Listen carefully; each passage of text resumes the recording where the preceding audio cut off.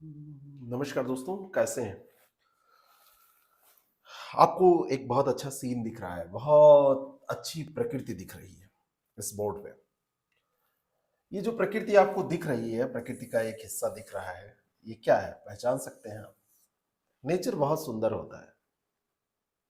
जब व्यक्ति परेशान होता है, तो नेचर की गोद में जाता है और व्यक्ति खुद को खुश रखने के लिए क्या करता है? नेचर को समाप्त करता है। इंडस्ट्री बनानी है, घर बनाना है, खेत बढ़ाने हैं, तो वो पेड़ों को काटता है। सारा नेचर नष्ट करके वो अपना साम्राज्य स्थापित करता है। लेकिन फिर जब परेशान होता है तो ढूंढता है कि कहीं कोई जगह मिल जाए। कहीं पर्वत पे चला जाएगा, पहाड़ पे चला जाएगा, समुद्र के किनारे चला जाएगा, जहां पे कुछ नेचुरल होगा। पीछे जो आप देख रहे हैं, पहचान पा रहे होंगे, तो एक प्रपात का सीन है। वाटरफॉल, जलप्रपात जिसको कहते हैं। जो वाटरफॉल है, जलप्रपात है, वो क्या होता है ये मैं आपको समझा चुका हूं। कोई नदी बहती हुई जा रही है और बहाव के क्रम में मान लीजिए कि वो पर्वत पहाड़ पे कहीं है, तो उसके उच्चावच में जब भिन्नता पाई जाती है तो नदी का जो जल है वो ऊंचे भाग से नीचे भाग में एक खड़े ढाल से गिरता है। ये ढाल है, ये स्लोप है, सीधा ऐसे गिर रहा है, अपना मार्ग बना लेता है, क्योंकि जल गिरेगा तो वो कटाव करेगा। और जहां पे ऐसी स्थिति देखने को मिलती है, जहां पे जल ऐसे ऊपर से नीचे कटाव करके गिर रहा है, काट के गिर रहा है, तो उसको हम कह देते हैं कि ये जलप्रपात है, वाटरफॉल है। बड़ा सुंदर होता है, लोग यहाँ पे नहाते हैं। लेकिन हमको ध्यान रखना चाहिए कि नेचर को कहाँ तक हम ढूंढेंगे? जब सब समाप्त हो जाएगा तो कहाँ तक ढूंढेंगे? भारत के जलप्रपात की बात हम करने जा रहे हैं। भारत के जलप्रपात की ऊंचाई को लेके विवाद है। बहुत जगहों पे आपने पढ़ा होगा कि भारत का सबसे ऊंचा जो जलप्रपात है वो जोग जलप्रपात है, या गरसोप्पा जलप्रपात है, या महात्मा गांधी, एक ही का नाम है। चाहे आप उसको जोग कहें, चाहे आप इसको कह दें, ये उसी की फोटो भी है, महात्मा गांधी कह दें, और चाहे आप इसी को गरसोप्पा कह दें, ये माना जाता है कि सबसे ऊंचा जलप्रपात है। लेकिन ये फैक्ट सही नहीं है। अगर आपसे पूछा जाए कि एक बार में, एक ही बार में जो धरातलीय सतह है वहां से ऊंचाई देखी जाए, यहां से आप शुरू करें और एक ही बार में देखें, तो ये 253 मीटर ऊंचा है। तो एक ही बार में ऊंचाई प्राप्त करने के मामले में तो ये सबसे ऊंचा जलप्रपात हो जाता है।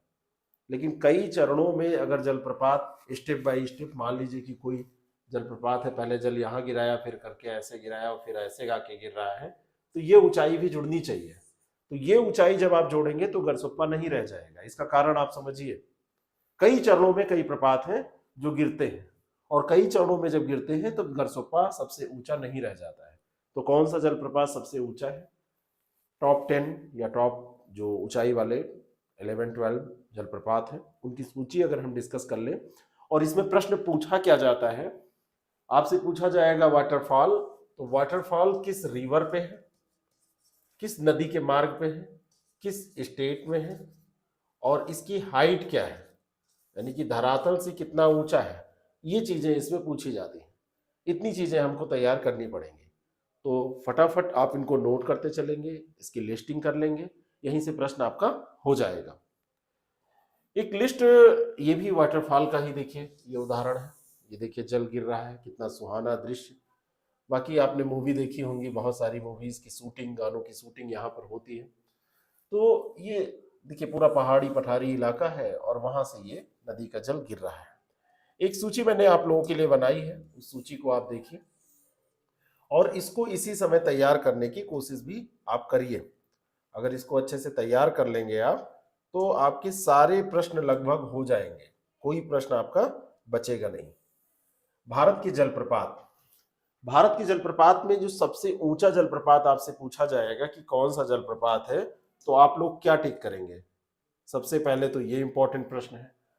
कुंचिकल, जैसे मैंने यहाँ पे लिखा है, कुंचिकल शिमोगा में पड़ता है, शिमोगा पड़ता है कर्नाटक में, और अगर आपसे पूछा जाए कि इसकी ऊंचाई कितनी है, आपसे पूछ लिया जाए सबसे ऊंचा जलप्रपात कौन सा है, तो आप कह दीजिए कि 455 मीटर ऊंचा जलप्रपात है, जो कि शिमोगा के कर्नाटक में पड़ता है।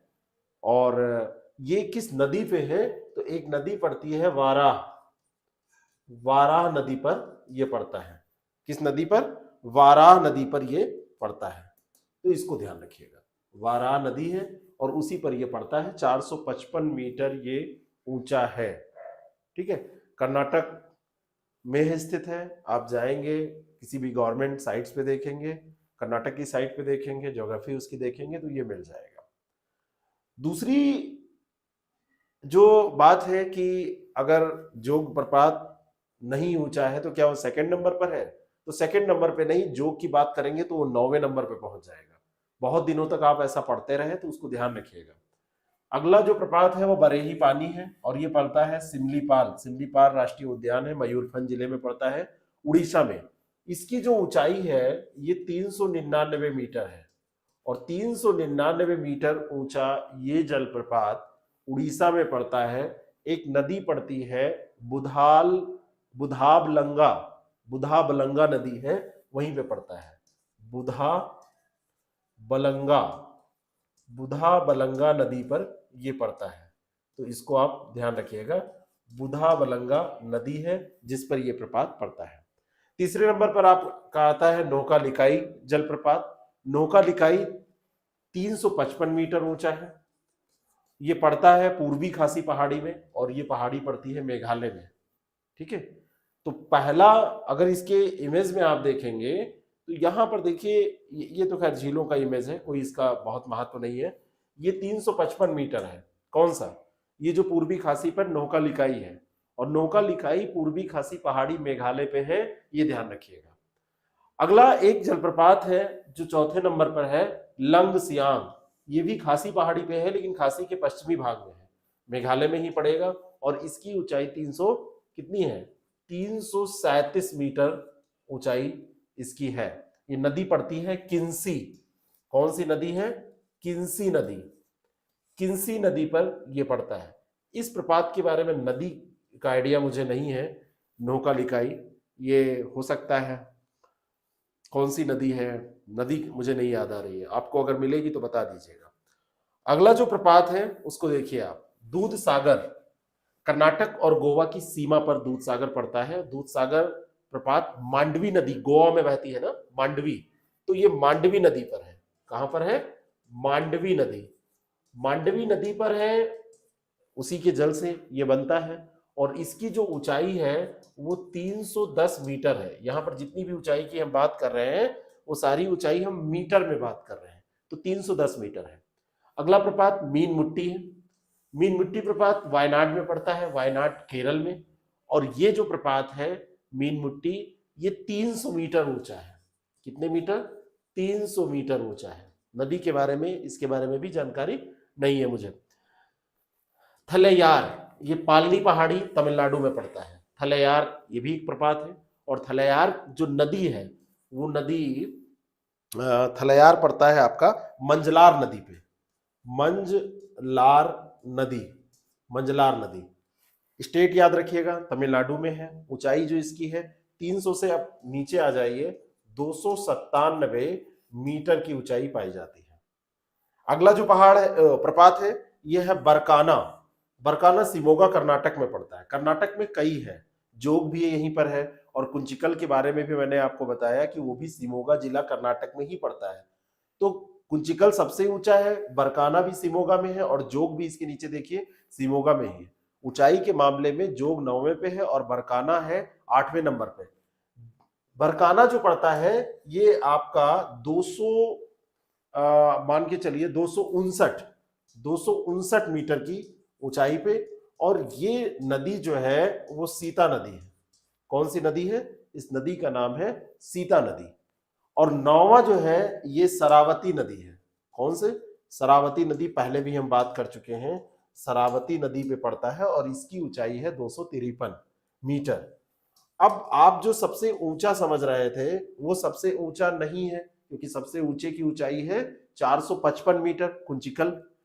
मैंने बताया कि ये सीधा एक बार में देखेंगे तो सबसे ऊंचा हो सकता है जोग, अगर ऐसा पूछा जाए, कुछ ऐसी लैंग्वेज का इस्तेमाल किया जाए। लेकिन अगर सबसे ऊंचाई का वैसे पूछेंगे तो कई स्टेप की ऊंचाई जोड़ के सबसे ऊंचा कुंचिकल हो जाएगा। देखिए इस प्रपात का नाम क्या है, खड़ाधार। अगला जो प्रपात है 10वें नंबर पर। अब खड़ाधार जो प्रपात है, धार खड़ी होती है ना, तो सीधा ऐसे लिख दिया गया है खड़ाधार।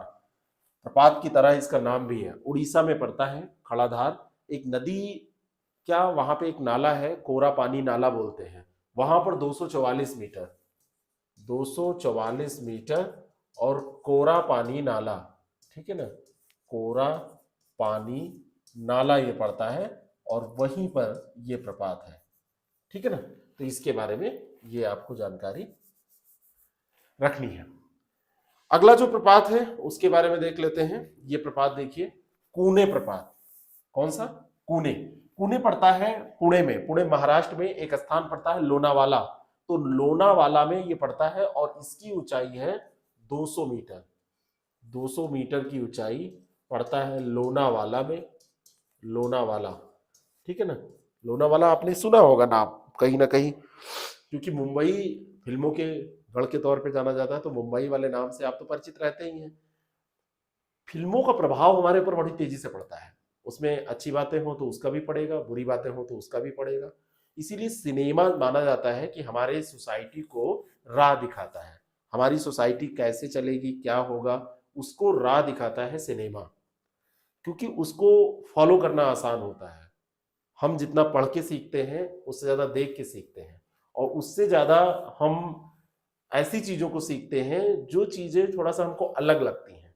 अब मान लीजिए कि कुछ नया आपको मिला जो कि आपके यहाँ नहीं है और नया है वो, तो फिल्मों में वो नयापन, हो सकता है वो कहीं से कॉपी कर रहे हो, कहीं दूसरे देश के कल्चर को कॉपी कर रहे हो, लेकिन आपको लगने लगता है कि हाँ ठीक है, ये कुछ नया है, इसको ऐसा करना चाहिए, चाहे वो फैशन हो, चाहे वो बोलने का अंदाज हो, चाहे वो खान पान हो, चाहे वो कल्चर की अन्य कोई भी बात हो, तो उसको आप बड़ी तेजी से कॉपी करते हैं नया जहां पे कुछ दिखता है।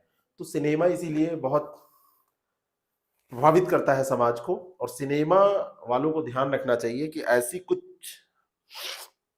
कुछ पैरामीटर्स हो, कुछ ऐसी बातें हो जो वो लेके चले, जिसके आधार पे एक सोसाइटी को नई राह दिखा सके।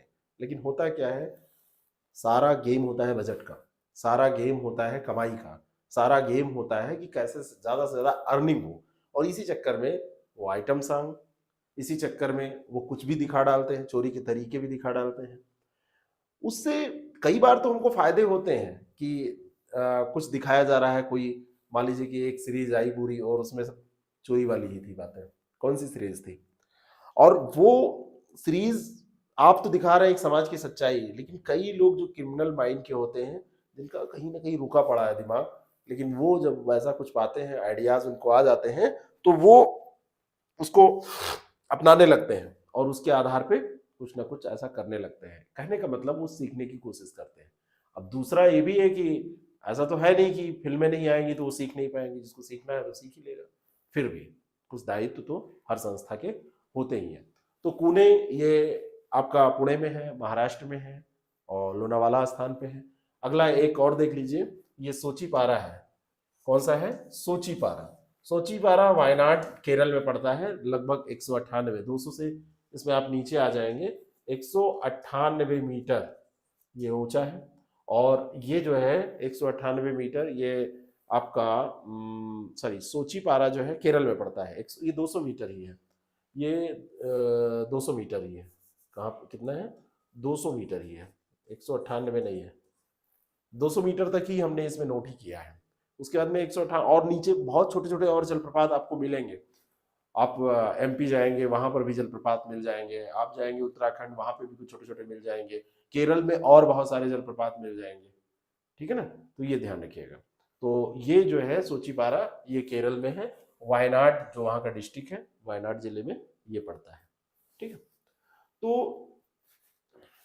अब ये प्रपात, यहीं से प्रश्न आपके पूछ लिए जाते हैं, बहुत ज्यादा इसमें और भटकने की जरूरत नहीं है, इतना आप तैयार रखिए।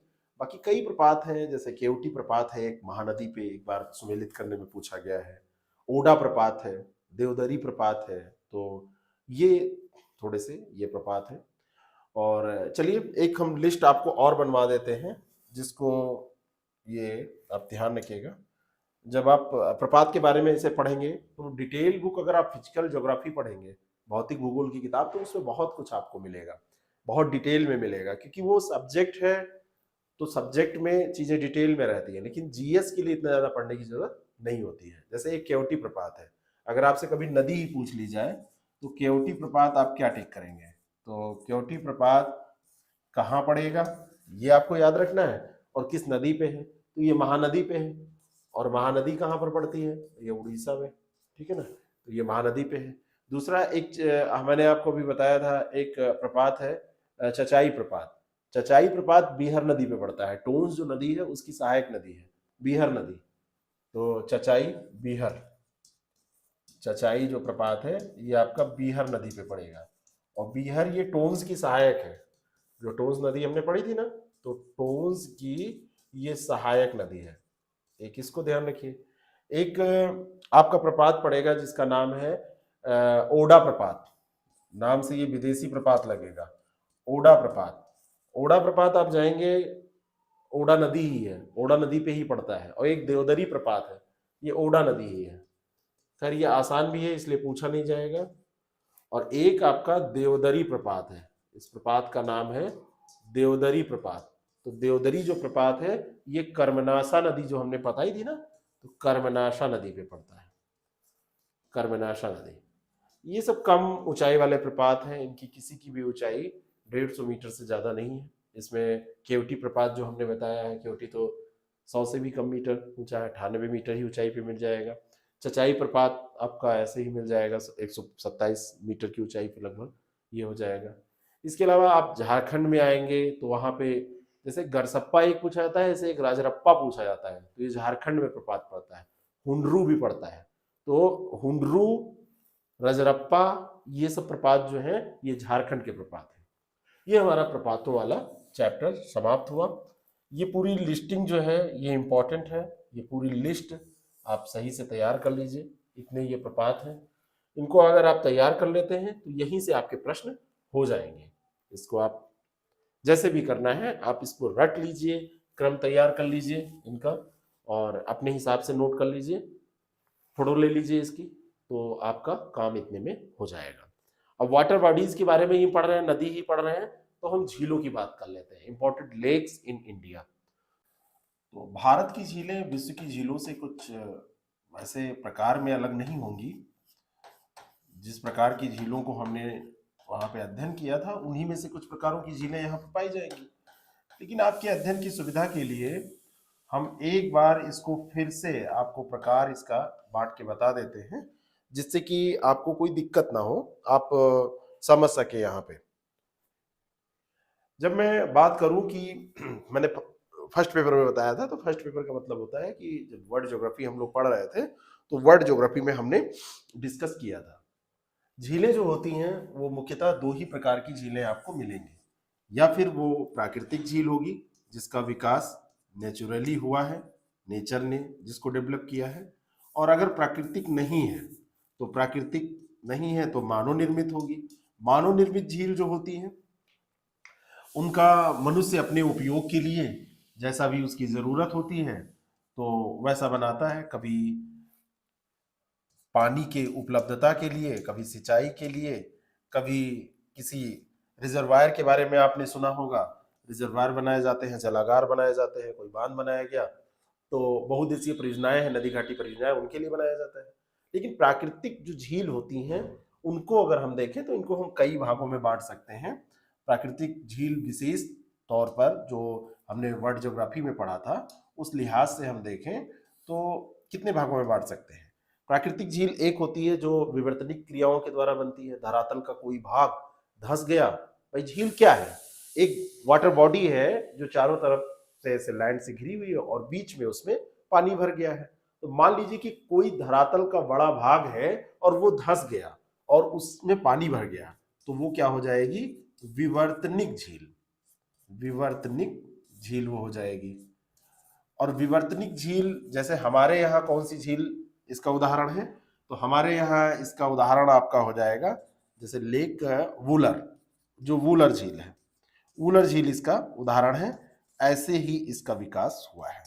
दूसरा जो प्रकार है झील का, वो हम कह सकते हैं कि अनूप झील है, लैगून झील जिसे कहते हैं। जैसे मान लीजिए कि कोई समुद्र का किनारा है, समुद्र के पास में कोई भाग है और उसमें कुछ जल आया और थोड़ी दूर पे ऐसे फैल गया, है ना, वहां पे बालू है, चट्टान है, मुख्य भूमि से थोड़ा सा अलग वहां पे एक झील नुमा आकृति बन गई। मान लीजिए कि इधर ये समुद्र है, तो ये तो समुद्र इधर बह रहा है, इधर थोड़ा सा जल आ गया, एक झील नुमा आकृति बनी और फिर ये कट गया। तो इससे ये अनूप का निर्माण होता है और यह इसी को हम कहते हैं लैगून झील। इसी को क्या कहते हैं हम? लैगून झील। तो ऐसी जो झीलें होती हैं वो समुद्री जल के द्वारा निर्मित होती हैं। सबसे पहले ये जानिए, जैसे हमारे यहाँ चिल्का झील है, पुलिकट झील है, वेम्बनाथ झील है, अष्टमुदी झील है, ये सब इसके उदाहरण हैं। चिल्का, पुलिकट, वेम्बनाथ, अष्टमुदी। चिल्का उड़ीसा में है, पुलिकट आंध्र प्रदेश और तमिलनाडु की सीमा पे पड़ता है, वेम्बनाथ आपका पड़ जाएगा कहाँ पे? केरल में, और अष्टमुदी भी केरल में पड़ जाएगा। तो ये सारी झीलें जो हैं वो लैगून झीलें हैं। वैसे मैं एक लिस्ट आपकी अभी बनवा दूंगा कि कौन सी झीलें कहाँ हैं, और उस स्टेट सुमेलित करने का आपसे पूछा जाता है। तीसरे प्रकार की जो झील है वो हिमानीकृत झील है। कैसी झील है? उस झील का नाम है हिमानीकृत झील। हिमनद या हिमानी के अपर्दन से जो झीलें निर्मित होती हैं, जहां पे हिमनद होगा वहीं पे बनेंगी। तो जितने भी पहाड़ी पठारी एरिया है, पहाड़ पे आप जाएंगे, पठारी नहीं, पहाड़ पे जाएंगे, ऊंचाई पे जाएंगे, जहां पे हिम होगा वहीं तो हिमनद झीलें बनेगी, हिमनद की झील है। जैसे आप चले जाएंगे नैनीताल, नैनीताल जो झील है, ठीक इसी तरीके से जो भीमताल झील है वो इसका उदाहरण हो जाएगी हिमनद का। ऐसे ही एक झील है राकसताल। तो आप जब पहाड़ पे जाएंगे वहां पर ऐसी झीलें मिलेंगी। ये झीलें हो गई। नेक्स्ट आप बात करें जो चौथा प्रकार हो जाएगा, प्राकृतिक झीलों को के प्रकार की हम बात ही कर रहे हैं। प्राकृतिक झीलों में चौथा एक प्रकार हो जाएगा जिसको कहते हैं वायोड़ झील।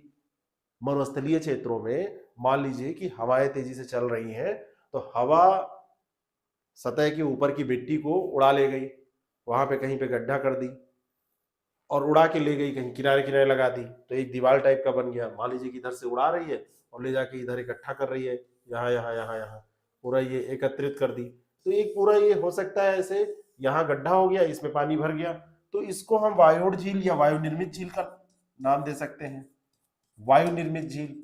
तो वायु निर्मित झीलें कहाँ पर होंगी? जहाँ पे मरुस्थल होंगे, और मरुस्थल हमारे यहाँ कहाँ पे है? राजस्थान में है। जैसे सांभर झील है, डिडवाना झील है। और यहाँ पे जो जल होगा वो कैसा जल होगा? यहाँ पे खारा पानी होगा, यहाँ पे जो जल होगा वो खारा होगा। तो जैसे डीडवाना है आपका, डीडवाना है, ठीक इसी तरीके से लेक सांभर जो है वो इसके अंतर्गत आ जाएगी। एक प्रकार की झील और है जिसको हमको डिस्कस करना है, पांचवा जो प्रकार है उस झील के बारे में हम पढ़े। तो कभी कभी जहां पे नदियां समुद्रों में मिलती हैं, तो समुद्रों में मिलने से पहले डेल्टाई जो क्षेत्र होता है, तो वहां पे कई उसकी वितरिकाएं निकलती हैं। तो कोई वितरिका, मान लीजिए कि ये नदी आई यहाँ, तो कोई वितरिका निकल के इधर चली गई, कोई इधर चली गई, कोई ऐसे, तो एक वाटर बॉडी यहाँ पे डेवलप हो जाती है। तो इसको हम डेल्टाई झील के नाम से जानते हैं।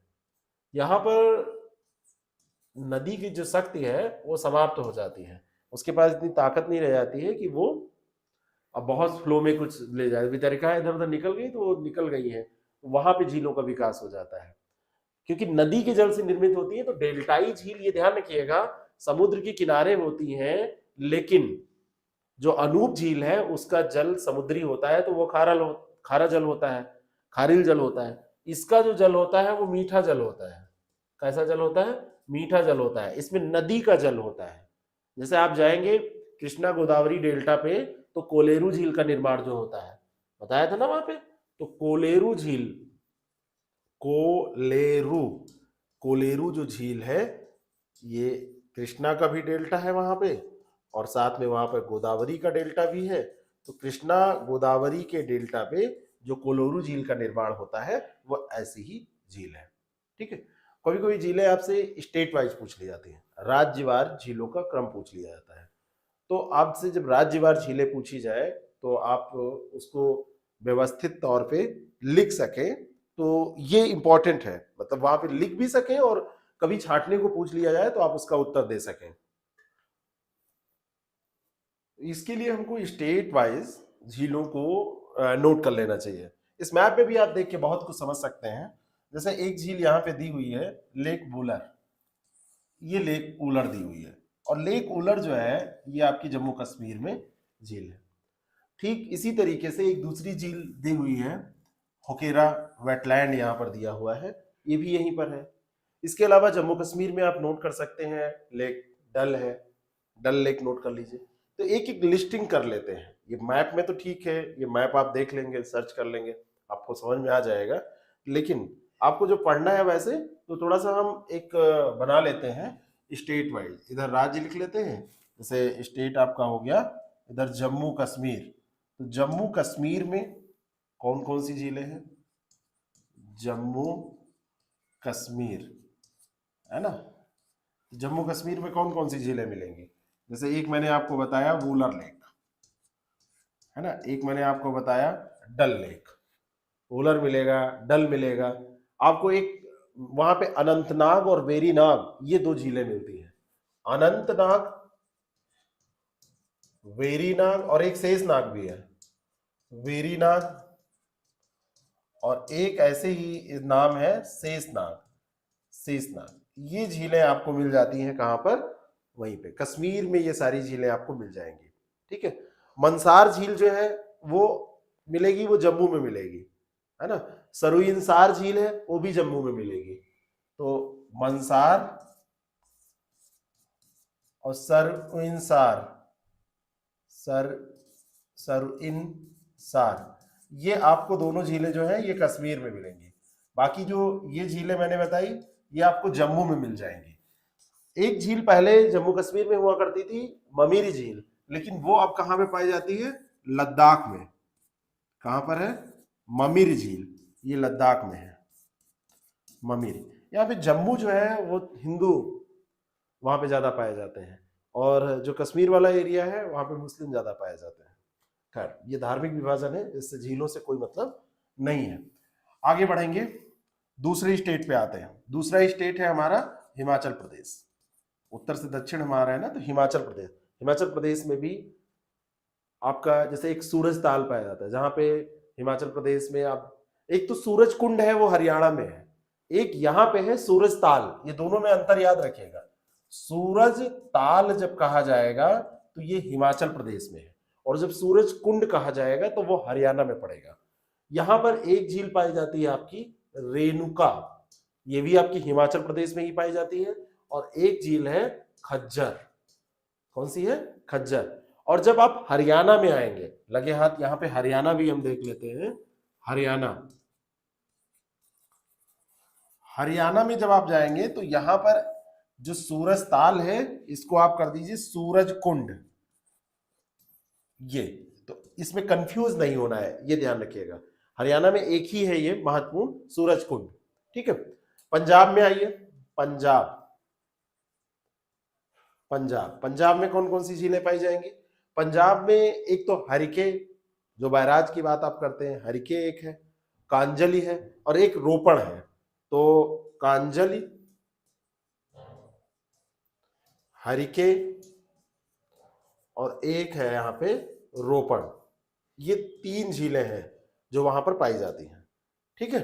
आगे बढ़ते हैं। पंजाब के बाद में और इधर आप आएंगे तो आप चले आइए उत्तराखंड। उत्तराखंड जो है यहाँ पे अभी मैंने आपको बताया था राकसताल, नैनीताल, भीमताल, ये सारी झीलें मिलेंगी। भीमताल, नैनीताल, ये सब झीलें यहाँ पर, राकसताल, ये इंपॉर्टेंट झीलें हैं यहाँ की। ठीक है। ये अधिकतर जो हम अभी झीलें पढ़ रहे हैं इसमें अधिकतर झीलें आप देख रहे हैं बिल्कुल नेचुरल झीलें हैं। जब आप राजस्थान जाएंगे तो राजस्थान में आपको मिलेंगी प्राकृतिक झीलों की जगह पे कैसी झील है? मानव निर्मित झीलें।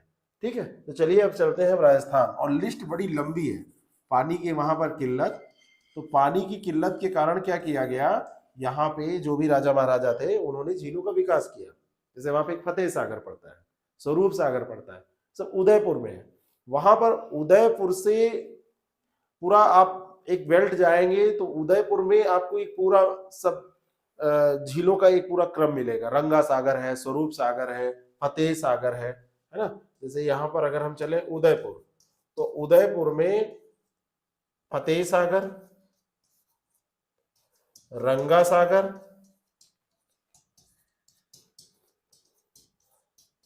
स्वरूप सागर, याद रखिए इसको, जैसे भी आप याद कर सकें इसको याद करिए। फतेह सागर, रंगा सागर, स्वरूप सागर, ये झीलें हैं जो आपको मिल जाएंगी उदयपुर में। उदयपुर में ही, उदयपुर से थोड़ी दूर पे आप जाएंगे तो आपको उदय सागर भी मिलता है, जो उदयपुर से थोड़ी दूर पे है।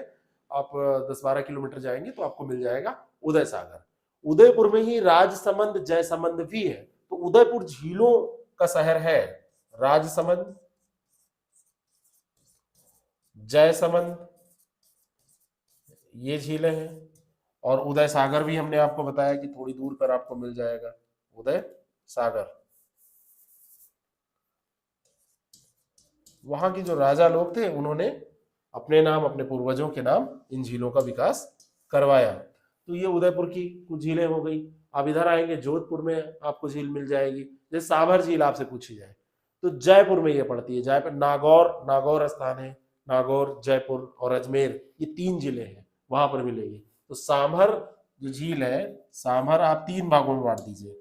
सांभर, सांभर आपका नागौर जो डिस्ट्रिक्ट है, जयपुर, और इधर आप आ जाइए अजमेर। ये 3 डिस्ट्रिक्ट में आपको बटी ये सांभर झील मिल जाएगी। सांभर लेक 3 जिलों में ये है। अगर आपसे पूछ लिया जाए, एक सरदार समंद झील है, ये जोधपुर में पड़ती है। ऐसी ही एक है सरदार समंद। तो सरदार समंद जब भी आपसे पूछी जाए तो यह है जोधपुर में। जोधपुर में सरदार समंद पड़ती है। नेक्स्ट आगे बढ़ते हैं। और कौन सी झील है यहाँ पे, जैसे डिडवाना आपसे पूछी जाती है, आपसे पुष्कर पूछा जाता है, पुष्कर। तो पुष्कर जो है, पुष्कर तो आपका अजमेर जिले में पड़ जाएगा। डिडवाना जो है वो नागौर में पड़ता है।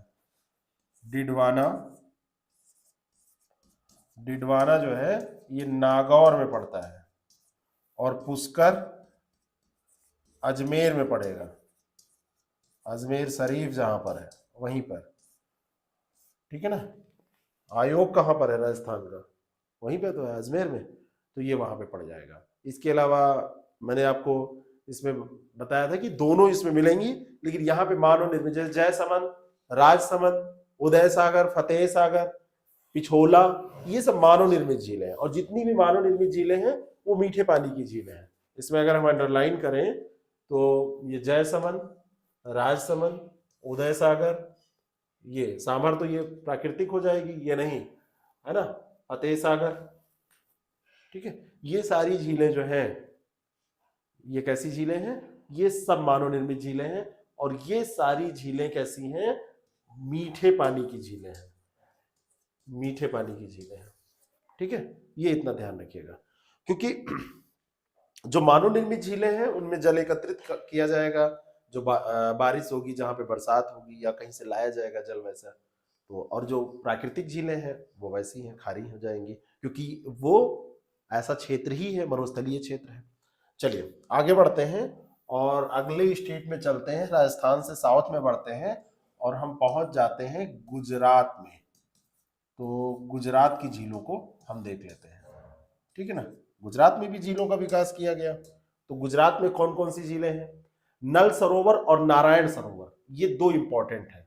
एक है इसमें नारायण सरोवर, सरोवर शब्द लगा है, और एक है नल सरोवर। ये 2 झीलें हैं जो बहुत इंपॉर्टेंट है वहां की, ठीक है। ये आपकी गुजरात की हो गई। मध्य प्रदेश में आप जाएंगे, एमपी में, तो वहां पर एक महत्वपूर्ण है, भोज आर्द्र भूमि के नाम से उसको जाना जाता है। भोज आर्द्र भूमि के नाम से जाना जाता है। ये मध्य प्रदेश में है। आप नीचे जाएंगे और इसके तो आप चलिए अब हम चलते हैं इधर, मान लीजिए बिहार चलते हैं। बिहार में एक पड़ता है दरभंगा जिले में कुशेश्वर स्थान। बिहार बिहार में एक है कुशेश्वर स्थान,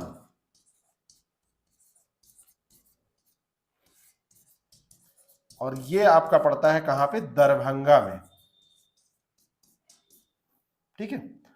और बिहार में और कोई झील है, स्टेट बिहार का वैसे आप पढ़ेंगे तो आपको चाहे मिले, लेकिन बिहार में वैसे और झील, एक बेगूसराय में एक स्थान है, मतलब एक झील है कांवर, ये आपकी पड़ती है बेगूसराय में, बेगूसराय में। ठीक है, तो ये हो गया। नेक्स्ट आगे बढ़िए। अभी नॉर्थ ईस्ट में बहुत सारी झीलें आपको मिलेंगी। पश्चिम बंगाल में एक ही है, संतरागच्छी नाम से एक झील पड़ती है। लेकिन आप अगर चले जाए मेघालय में, आप चलिए असम में, असम में आपको सोनबील और दीपरबील मिलेगा। असम देख लेते हैं।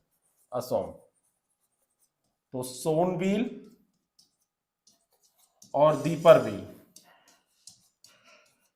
सोनबील और दीपरबील, ये जो ये बील बील बा शब्द है यहाँ पे, जैसे दीपरबील पक्षी अभ्यारण्य भी है यहाँ पर। ठीक है, तो ये पक्षी अभ्यारण्य जहां पर नॉर्मली होते हैं वो झीलों के किनारे ही होते हैं, है ना। ठीक इसी तरीके से आप चले जाइए यहाँ पे क्या कहते हैं, नॉर्थ ईस्ट में मणिपुर में लोकटक जो झील है वो बहुत बार पूछी जाती है। मणिपुर में आपकी हो जाएगी लोकटक हो जाएगी। ठीक है। आप इधर जाएंगे मेघालय में तो वहां पे उमियांग मिल जाएगा। उमियाम ये शिलांग में पड़ती है। मेघालय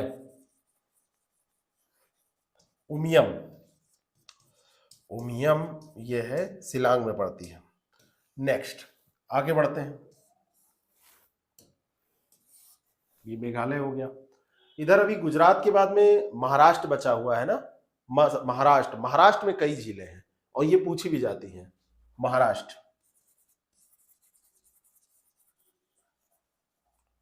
तो महाराष्ट्र में आप आएंगे, यहां पर एक तो लोनार ही है। लोनार, इसका नाम आपने सुना है? लोनार का आपने नाम सुना ही होगा। एक पवई झील भी है, पवई भी झील है। ठीक है। इसके अलावा वहां पर एक आप जाएंगे तो औरंगाबाद जो पड़ता है वहां पे सलीम अली सरोवर बनाया गया है। मतलब ये सलीम अली सरोवर इसका नाम है, बनाया क्या गया है, सलीम अली सरोवर। ये आपका पड़ता है कहां पे, औरंगाबाद में। ठीक है। ठीक इसी तरीके से आप यहां पे जाएंगे महाराष्ट्र में तो आपको एक मिल जाएगी गोरेवाड़ा, ये नागपुर में पड़ेगी। गोरेवाड़ा ये आपकी नागपुर में। नागपुर का क्या मशहूर है? नासिक का तो प्याज मशहूर है, नागपुर में संतरे होते हैं ना। तो ये बाकी आप इधर आएंगे तेलंगाना में, आपको मैंने बताया था हुसैन सागर का नाम लिया था, तो आप आ जाइए तेलंगाना। यहां पे हुसैन सागर ये झील आपको मिल जाएगी, और एक दूसरी झील यहीं पर मिलेगी, एक हुसैन सागर और दूसरी है उस्मान सागर भी यहीं पे मिलती है। हुसैन सागर हैदराबाद में है। मूसी नदी जो है उसका जल इसमें गिरता है। ये कहां पर है? ये हैदराबाद में है। हैदराबाद। और नदी कौन सी है? ये मूसी नदी का जल। और एक यहां पर पड़ेगा उस्मान सागर। हुसैन और उस्मान ये दोनों याद रखिएगा। उस्मान सागर, हिमायत सागर भी है, ये सब हैदराबाद में ही पड़ती है और उसकी शोभा को बढ़ाती है। पूरा जो हैदराबाद है इसी कारण से सुंदर लगता है। आप आंध्र प्रदेश में आएंगे तो वहां पे कोलेरू का नाम अभी हमने लिया था, तो आप आंध्र प्रदेश में आइए यहाँ पे, तो आंध्र प्रदेश में आपको मिलेगी लेक कोलेरू। ये कोलेरू झील मिलेगी, है ना, जहाँ पे मैंने आपको बताया था कि कौन कौन सी नदियों की नदियां यहाँ पे जाके गिरती हैं, वही है। थोड़ा सा रिलेट करा करिए, उसको याद किया करिए, है ना। ऐसे नहीं हो जाएगा कि बस आपने कर लिया। और कुछ झीलों के बारे में हमको थोड़ा सा इंपॉर्टेंट भी पढ़ना होगा, जैसे कुछ प्रमुख झीलें हैं जो जिसके बारे में विशेषताएं पूछी जाती हैं। ये तो एक लिस्टिंग आप कर रहे हैं। अब अभी सिक्किम में नॉर्थ ईस्ट में जाएंगे तो वहां पर एक चोलामू झील पड़ती है जो पूछी गई है। चोलामू, सिक्किम में आप जाएंगे तो सिक्किम में पड़ती है चोलामू झील। चोलामू, चोलामू झील यहां पे याद रखिएगा, ठीक है ना। आगे बढ़ते हैं। जैसे अभी चिल्का के बारे में हमने बात नहीं की है, तो आप सोच रहे होंगे उड़ीसा में चिल्का के बारे में क्यों बात नहीं की। भारत की सबसे बड़ी लैगून झील है, खारे पानी की सबसे बड़ी झील है। इसके बारे में डिटेल में पूछा जाता है। कब ये रामसर आर्द्रभूमि के तौर पर घोषित की गई, ये सारे प्रश्न आपसे पूछे जाते हैं, तो इसको हमको डिस्कस करना पड़ेगा डिटेल में। कर्नाटक में आप चले जाइए तो वहां पे एक पंपा सरोवर पड़ता है, बेलांदूर झील पड़ती है। तो कर्नाटक में पंपा सरोवर कभी पूछा जाए, पंपा सरोवर कर्नाटका, तो यहां पर आपको मिल जाएगा क्या, पंपा सरोवर।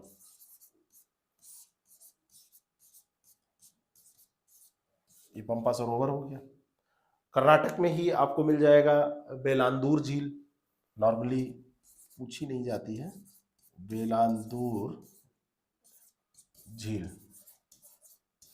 ठीक है। तो ये हो गया। और कौन सा स्टेट बचा, कोई स्टेट बचा, तमिलनाडु अभी बच रहा है। तमिलनाडु में एक ऊटी झील है, कोदाई कोनाल झील है, ये दो बच रही हैं। देखिए तमिलनाडु, तमिलनाडु में एक तो कोदाई कोनाल है, याद रखिएगा ये पूछा जाता है, कोदाई कोनाल। ऊटी झील यहीं पे पड़ती है, कोदाई कोनाल और ऊटी याद रखिएगा। एक चेरम्बकम है, कांचीपुरम जिला में पड़ती है, उसको याद रखिएगा। चेम्बरबक्कम इसको बोलते हैं, चेम्बरम बक्कम बोलते हैं, कांचीपुरम में पड़ती है। चेम्बरक्कम यही तो लिखा जाता है, चेम्बर मबक्कम लिखा जाता है इसको, चेम्बर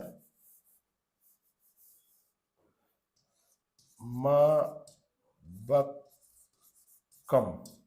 चेम्बरबक्कम, ये भी तमिलनाडु में पड़ती है। तो ये इंपॉर्टेंट झील हुई। लेकिन आपसे जैसे दो तीन झीलों के बारे में बहुत डिटेल में अपेक्षा की जाती है कि आप जाने, ठीक है ना। जैसे आपसे मैंने पूछा कि एक प्रश्न चिल्का की झील के बारे में पूछ लिया जाता है, वेम्बनाथ के बारे में पूछ लिया जाता है, पुलिकट के बारे में पूछ लिया जाता है, तो आप क्या बताएंगे। चिल्का झील एक हेडिंग डाल लीजिए, इसके बारे में थोड़ी सी हम डिटेल बात कर लेते हैं, है ना। लेक चिल्का, चिल्का जो झील है उड़ीसा में है, इतना तो आपको पता है। भारत की सबसे बड़ी खारे पानी की झील है। अगर बात की जाए तो भारत की सबसे बड़ी लैगून और खारे पानी की झील है, नोट करिए इसको। और इसको 1981 में रामसर आर्द्रभूमि की सूची में शामिल किया गया था। तो सबसे बड़ी खारे पानी की झील है, सबसे बड़ी अनूप झील या लैगून झील, और साथ में यहां पर आपको याद रखना है कि सबसे बड़ी खारे पानी की झील, क्योंकि ये झील ऐसे होती है, खारे पानी की झील। अनूप झील कैसे होती है, खारे पानी की झील होती है। और 1981 में इसको रामसर आर्द्रभूमि में शामिल किया गया, रामसर आर्द्रभूमि में इसको शामिल कर लिया गया, ठीक है ना। यहाँ पे जब झील में आप जाएंगे तो वहां पर पक्षी अभ्यारण्य भी है। 1987 में इसको पक्षी अभ्यारण्य के तौर पर घोषित किया गया था। वहां पे बड़ी संख्या में जाड़े में पक्षी आपको मिल जाएंगे, है ना। फ्लेमिंगो आएगा यहाँ पे, और यहाँ पे हेरन आपको मिलेगा, किंगफिशर मिलेगा, 150 से अधिक प्रजातियां यहाँ पर आती हैं, ठीक है। ये जो झील है उसमें द्वीप भी पाए जाते हैं, बीच बीच में इसमें द्वीपीय स्थिति पाई जाती है। अब झीलों का बड़ा एरिया है तो उसमें द्वीप है, जैसे नाला बाना एक द्वीप है, यहाँ पे छोटे छोटे द्वीप हैं, तो उनमें एक नाला बाना द्वीप भी है, ठीक है। तो आपसे कभी नाला बाना द्वीप पूछ ले तो यहीं पर है, इसी झील के अंदर है, नाला बाना द्वीप है, छोटा सा आइलैंड है इसके अंदर। अब सोचिए बीच में आइलैंड होगा, उसके चारों तरफ आपको रहना हो तो कितना मजा है। बाकी ये जो झील है वहां पे कई संकटग्रस्त प्रजातियां भी पाई जाती हैं, है ना। यहाँ पे डॉल्फिन है, डुगोंग है, ब्लैक फिश है, ग्रीन सी टर्टल है, ये सब आपको मिलते हैं। अगली बात हम करते हैं पुलिकट झील के बारे में। पुलिकट झील पे भी प्रश्न अलग से पूछे जाते हैं, तो इसको आप नोट करिए, पुलिकट झील। पुलिकट झील कैसी झील है, ये मैं आपको बता चुका हूं। लैगून झील है, आंध्र प्रदेश और तमिलनाडु की सीमा पे है, और यहाँ पर ज्यादातर जो इसका हिस्सा है वो आंध्र प्रदेश में है ना। इसको दो भागों में बांटिए, आंध्र प्रदेश और तमिलनाडु। 84% ये यहाँ पर है और 16% इसका हिस्सा है तमिलनाडु में। और ये कैसी झील है, ये भी एक लैगून झील है, और लैगून झील होगी तो आपका कॉन्सेप्ट क्लियर है कि ये खारे पानी की झील होगी, इतना तो आप समझ ही गए होंगे। बैक वाटर से बनी हुई है। श्री हरिकोटा जो द्वीप है वो इसी के नोक पे वहां पे स्थित है ना, श्री हरिकोटा झील। तो ये श्री द्वीप जो है श्री हरिकोटा, और यहां पर क्या है बताइए, श्री हरिकोटा द्वीप आइलैंड यहीं पर है। हमारे यहाँ क्या किया जाता है श्री हरिकोटा से, सर्च करिएगा श्री हरिकोटा के बारे में और पढ़िएगा। सतीश धवन अंतरिक्ष केंद्र जो है वो यहीं पर स्थित है ना। तो ये इंपॉर्टेंट है, इसको यहाँ पे भी पक्षी अभ्यारण्य के तौर पर इसको घोषित किया गया है। और यहाँ पे भी पक्षी आते हैं और पक्षियों की संख्या पाई जाती है प्रवास के दौरान ये आते हैं। ठीक है, नेक्स्ट है एक लेक है वेम्बनाड लेक, उसके बारे में भी पढ़ लेते हैं। वेम्बनाड लेक, वेम्बनाड बोलते हैं, वेम्बनाड झील। तो वेम्बनाड झील कहाँ पर है, ये झील आपकी पड़ेगी केरल में। कैसी झील होगी, कुछ अंदाजा है आपको? ये भी एक बैक वाटर पश्च जल झील है, ये भी एक अनूप झील है या लैगून झील, जिसको भी जिस नाम से भी आप इसको पुकार लें। तो ये भी एक बैक वाटर लेक है, पश्च जल यानी कि समुद्र के द्वारा छोड़ा गया बैक वाटर लेक है ये, है ना। और ये केरल में आपको मिलेगी। आलापुझा में आप जाएंगे तो वहां पे आप इस झील में आप हाउस बोटिंग कर सकते हैं। वहां पे बोट पे हाउस बना के आप वहां पे रुक सकते हैं, है ना। और भारत की सबसे लंबी झील इसको माना जाता है, लगभग मान के चलिए 100 किलोमीटर के लगभग 96 किलोमीटर 96.5 किलोमीटर लंबी झील है। तो सबसे लंबी झील इसको कहा जाता है। बहुत सारी नदियां हैं, पंबा, पेरियार, ये आके इसमें गिरती हैं, उनका जल, है ना। 96.5 किलोमीटर लॉन्ग ये है। तो ये लॉन्गेस्ट लेक इन इंडिया।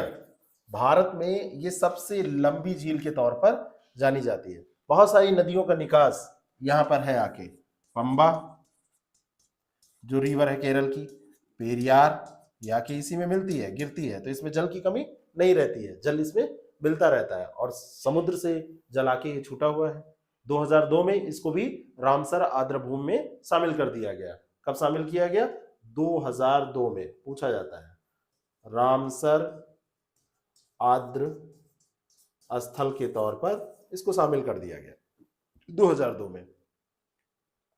ठीक है, तो ये सारी चीजें हैं जो आपको इसमें पढ़नी थी, इंपॉर्टेंट थी, वेम्बनाड के बारे में भी। ठीक है, ऐसे ही यहाँ पे जो ये झील है, यहीं पे जो कोच्चि बंदरगाह है, ये झील पर ही स्थित है। ये इतना ध्यान रखिएगा, वेम्बनाड जो लेक है इसी पे कोच्चि बंदरगाह, एक छोर पे आप जाएंगे इसके तो कोच्चि बंदरगाह इसी पे स्थित है, जो पोर्ट कोच्चि है। ठीक है ना, कोच्चि पोर्ट इंपॉर्टेंट पोर्ट है, पश्चिमी घाट पे स्थित, तो ये इसी पर स्थित है। ठीक है, और यहीं पर हर साल जो नेहरू ट्रॉफी नौकायन प्रतियोगिता होती है वो इसी झील में होती है। आप करंट अफेयर में उसको पढ़ते रहते हैं, वल्लम काली उसको कहते हैं, है ना, स्नेक बोट रेस कहते हैं, ऐसे नावें वहां पर होती हैं, ऐसे ये इस टाइप की ऐसे नावें बनाई जाती है ना, स्नेक बोट रेस होती है। तो ये इसी झील में हर साल होती है। एक झील है लोकटक, के बारे में हमने बात की थी। लोकटक झील कहाँ पे है? मणिपुर में है। लोकटक के बारे में कंफ्यूजन होता है लोगों को मणिपुर और मेघालय को लेके। लोकटक, तो मैंने क्या बताया था कि रिवीजन ही इसका एक उपाय है, कि दो स्टेट में आपको कंफ्यूजन हो रहा है तो बार बार रिवाइज कीजिए। तो लोकटक ये कहां पर है? मणिपुर में। ठीक है, बिष्णुपुर जिला पड़ता है। पूर्वी भारत में आप देखेंगे तो पूर्वी भारत की सबसे बड़ी झील है ये, मीठे पानी की झील है, और ये फ्लोटिंग लेक है। ये विश्व की एकमात्र तैरती हुई झील है। एक तो ये मीठे पानी की है, ये इंपॉर्टेंट है इसके बारे में, और दूसरी चीज है विश्व की एकमात्र फ्लोटिंग लेक, विश्व की एकमात्र तैरती झील है। ये तैरती झील है। ये यहाँ पे ऐसे ये तैरा करती है। यहाँ पे आप देखेंगे तो वहां पे फुमडिस पाए जाते हैं। यहाँ पे तैरते हुए जो द्वीप है, ये तैरती झील है तो ये द्वीपीय स्थिति है। तो ये जो द्वीप यहाँ पे पाए जाते हैं उसको फुमडिस कहा जाता है वहां की स्थानीय भाषा में। यूपीएससी ने इस पे प्रश्न पूछा है, पीएससी ने भी पूछा है। मणिपुर की जीवन रेखा इसको कहते हैं। प्रवासी पक्षी यहाँ पर भी आएंगे।